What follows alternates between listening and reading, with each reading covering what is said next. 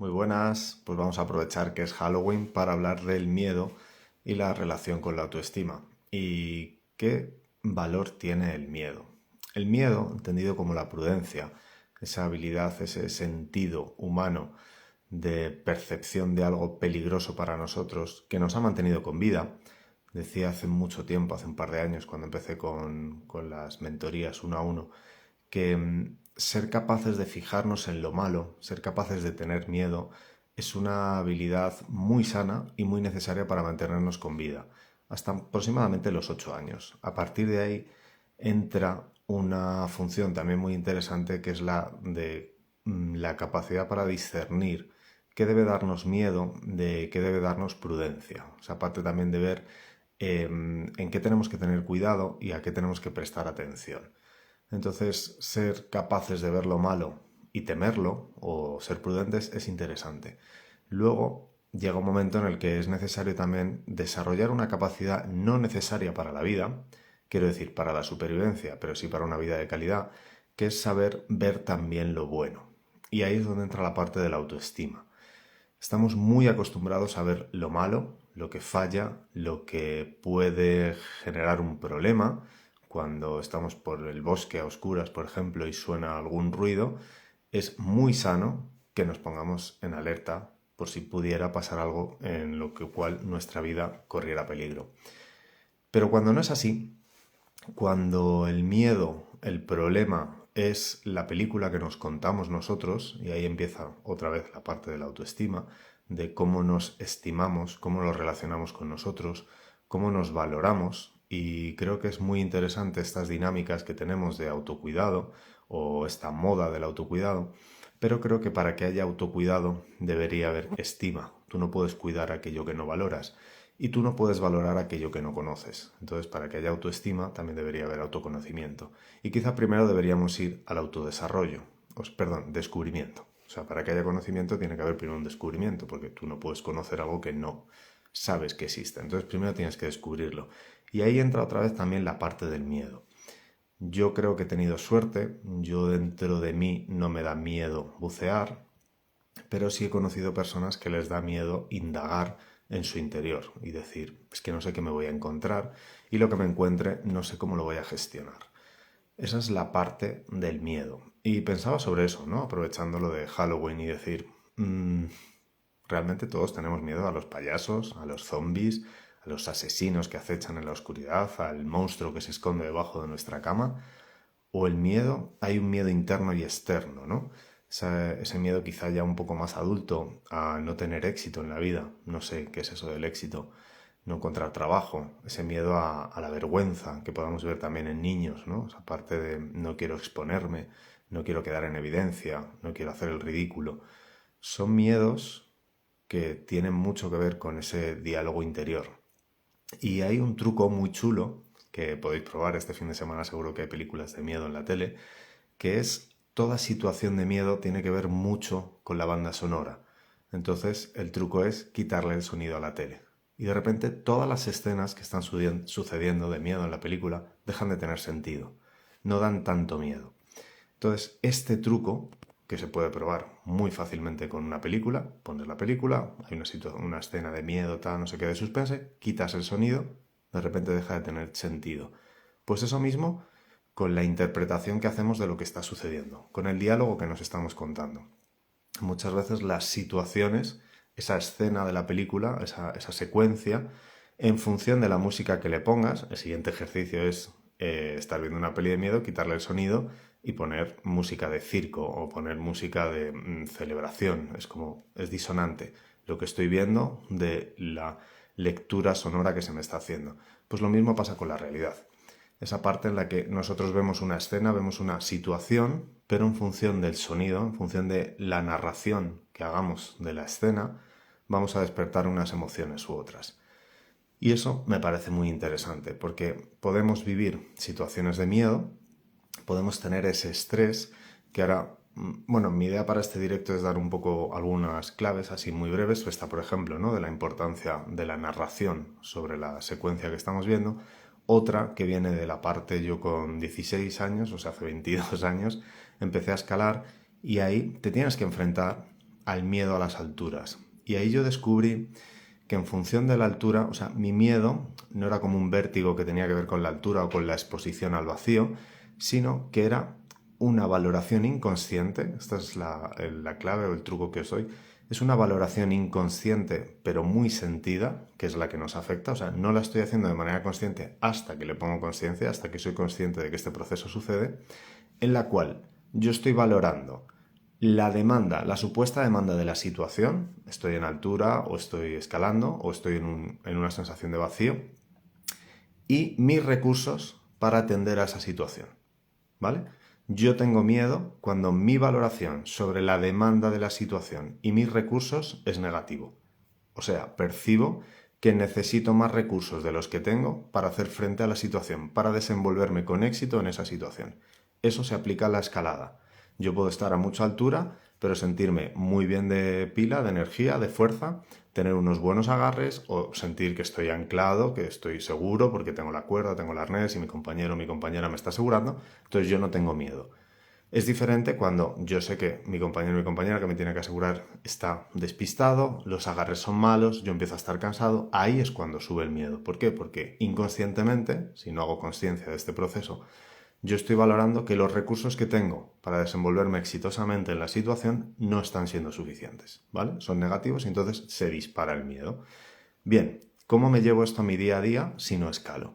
Pues es lo mismo. Si yo siento que está en peligro mi empleo, que ese es uno de los grandes miedos que ahora afecta a una gran parte de la población. Por un lado, a los estudiantes es ese futuro de desempleo o de abundancia de desempleo, y por otro lado, a los trabajadores, esa precariedad laboral de decir es que puedo quedarme sin empleo en cualquier momento y que encima no depende de mí, pueden venir fluctuaciones del mercado o del mundo o de lo que sea y de repente mi puesto de trabajo desaparece y no me veo con habilidades para conseguir un nuevo empleo o generar una nueva fuente de ingresos. Y eso, que podríamos decir, bueno, ¿a quién le importa el trabajo, los ingresos, tal? Vuelve otra vez inconscientemente a nuestra percepción de capacidad de supervivencia. Entonces, si nosotros, por el contrario, nos sentimos capaces y conocedores, y ahí viene otra vez la autoestima, de tengo herramientas suficientes como para o generar otras fuentes de ingresos, o mantenerme con lo que tengo, o bajar mi estilo de vida temporalmente, o adaptarme a la situación. O sea, si yo soy consciente de que tengo capacidades y recursos suficientes como para hacer frente o resolver satisfactoriamente lo que sea que venga, insisto, vuelve a ser autoestima, no tengo miedo. No vivo la incertidumbre y la falta de certeza o lo desconocido o lo que nos vaya a venir, no lo vivo con miedo. Todo lo que sucede lo voy a vivir con miedo en función de mi percepción de mis recursos. Otra parte más divertida. Cuando vivimos un romance, cuando nos enamoramos de una persona o nos sentimos atraídos por una persona, es lo mismo. Y esto me ha tocado, por ejemplo, esta semana tratarlo con una persona. Es que si le digo que me gusta, me coloco en inferioridad. Y era como, ¿en qué momento confesarle a una persona? Confesarle o informarle. Fíjate, confesar. Fíjate qué verbo tan interesante. Parece que confesamos un mal. Entonces, voy a reescribir. ¿En qué momento expresarle a una persona que te agrada a ti te pone en situación de inferioridad? Fijaros, es el discurso, es la narración que nos hacemos sobre lo que está sucediendo, lo que nos da miedo. Es que si yo le digo que esta persona me agrada y a ella o a él o a esta persona no lo corresponde, no voy a saber gestionarlo, o el dolor va a ser tal, o es que si le digo que sí, pero luego resulta que es que no voy a saber gestionarlo. Todo el rato estamos saltando de un presente que puede que todavía no esté pasando nada a un futuro imaginario peligroso en el cual nos vemos desvalidos o insuficientes para sobrellevarlo. Y esto es una parte muy bonita que hay. Luego hay mucho romanticismo con el miedo, pero bueno, hay una parte en la que es la metáfora del espantapájaros, que normalmente se pone un espantapájaros para espantar a los pájaros de un sitio donde hay algo interesante para ellos. Hay más maneras de ver esta metáfora, ¿no? Nadie protege algo que no es valioso. Entonces, por eso digo que hay ahí romanticismo, cuidado con ello, cuando dice este dicho que cuando algo te da miedo es que hay algo interesante para ti. cuidado con lo que entendemos interesante para ti. Es que con esto habría muchas dinámicas de seducción un poco extrañas, pero sí es interesante, si lo vemos así, que cuando algo te da miedo, ahí tienes una oportunidad de verte valiente en ese aspecto, en esa situación. Quizá el fruto, el tesoro, no sea esa persona o esa situación, sino, y vuelvo a conectarlo con la autoestima, el fruto y el tesoro sea lo que descubras de ti en esa situación. Eso es el tesoro. Yo hablo mucho de que el aprendizaje es un tesoro que siempre acompaña a la persona que lo adquiere. No podemos perder lo que hemos aprendido. Si tú sabes hablar un idioma, salvo que tengas una lesión cerebral, no olvidas. Es como leer. Cuando sabes leer es imposible no leer. Entonces, el aprendizaje a mí me parece uno de los grandes tesoros. De hecho, para mí es una de las grandísimas habilidades que tiene el ser humano. Encima es que somos una raza, una especie experta en aprender, y además podemos aprender de manera muy divertida porque es muy beneficioso para el organismo, para la parte inconsciente de supervivencia. Es el principio de la curiosidad. El otro refrán este que está también un poco mal dicho, que es la curiosidad mató al gato. Creo que es un refrán que se acuñó, que se difundió en una época en la que no era interesante que se supieran cosas. Pero hoy por hoy creo que es muy interesante que descubramos, y esa curiosidad innata es muy natural y es muy sana. Y todo lo que sea aprendizaje, el cerebro lo interpreta como capacidad de inferir algún tipo de control sobre el entorno y por tanto mayores probabilidades de supervivencia. Es por eso que el ser humano, por defecto, el cerebro es curioso y quiere aprender, porque se premia como cuanto más sepas, cuanto más conozcas, más fácil te será encontrar maneras beneficiosas de sobrevivir. Entonces, bueno, creo que ahí hay varias perlas o varias ideas interesantes que he soltado y simplemente quería reflexionar sobre esto, ¿no? Podría poner mucho más filosófico de por qué hacemos una fiesta, o la parte más bonita de México, ¿no? Del Día de los Muertos y cómo relacionamos la muerte con la vida. De aquí hay una idea que me gusta mucho, que es que necesitamos conciencia de muerte para tener claridad de vida, porque hay muchas personas que viven sin ser conscientes de que un día vamos a morir. Y está guay, porque si no, pues parece que si no hay un final no habría un sentido y que la vida es un ciclo y está guay. También una parte relacionándola con la muerte, que es que hay gente que parece que no tiene miedo a la muerte. Yo en el tema de los deportes extremos he visto personas que actuaban o se comportaban de manera que parece que no tenían miedo a la muerte, pero era una gran diferencia. Es cierto que había personas que no tienen miedo a morir porque están satisfechos o satisfechas con su experiencia de vida y bueno, pues si les llega la muerte les ha llegado, pero también había gente que no tenía aprecio a la vida y se puede confundir en las actuaciones. Entonces, cuidado, que hay gente que parece que no tiene miedo a morir y es lo contrario, no tiene aprecio a la vida. Aquí podríamos entrar, cuidado con también, o prestar atención a que no sea una fase de apego insana, pero bueno, pues entender la muerte. Me he ido un poco de hilo con el tema del miedo, pero bueno, relacionándolo con Halloween o con el Día de Muertos, qué importancia, qué valor, qué peso le estoy dando yo a la presencia de la muerte en mi vida, pero la parte a la que quería ir hoy, que era esto, ¿no? ¿Qué función tiene el miedo? ¿Cómo nos estamos relacionando con el miedo? ¿Y cómo estamos utilizando esta sensación o esta emoción? ¿Y cómo la estamos gestionando en nuestra vida? Si estamos dejando que el miedo nos consuma, que el miedo limite nuestras acciones, o estamos interpretando correctamente el miedo, como decía al principio, como esa valoración entre los recursos que dispongo y la demanda que yo imagino de la situación que viene, y si el miedo me está indicando algún sitio de desarrollo bastante interesante. Pues esa es un poco la idea. Y retomando también un poco con el principio, esa parte de autocuidado, de autoestima, de autoconocimiento y de autodescubrimiento. Como yo creo, y he tenido la suerte, justo ayer paseaba por la calle y andaba yo un poco ahí dándole vueltas a una idea no muy feliz y justo me crucé con una persona que iba sonriendo por la calle. Creo que es muy interesante la alegría y la esperanza. Entonces, esta parte que parece que hay como una invasión del miedo o de la desesperanza o del pesimismo, creo que es interesante que también quien pueda, en la medida en la que pueda, cuidando su jardín, cuidando su parcela, que es nuestra gestión de nuestra propia vida, seamos esa lucecita en la oscuridad que irradia alegría, confianza o esperanza. Y con esa idea tienes en el enlace del perfil o sea, en el perfil de este de Disfrutante, tú pinchas ahí y verás un único enlace que te permite salir de Instagram y te va a llevar a un chat de WhatsApp, que es un grupo que hemos creado para explicar un curso que vamos a hacer, empezamos en noviembre, o sea, empezamos en nada, ya en muy poquitos días, con la cuenta de Camila, Artesana de Vida, y vamos a hacer un curso de 8 semanas, de 2 meses, desde noviembre hasta finales de año, para trabajar a través de una aventura online esa parte de autoestima.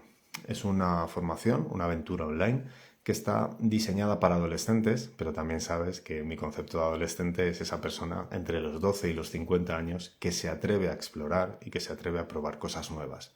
Deja de ser un niño o una niña que obedece y hace caso de sus figuras de autoridad para empezar a explorar su autonomía y atreverse y probar cosas, así sea con miedo, así sea con prudencia, y probar otras maneras y definirse. Esa sería mi definición de adolescente. Persona que se atreve y que además tiene todavía sueños y esperanza de conseguirlos.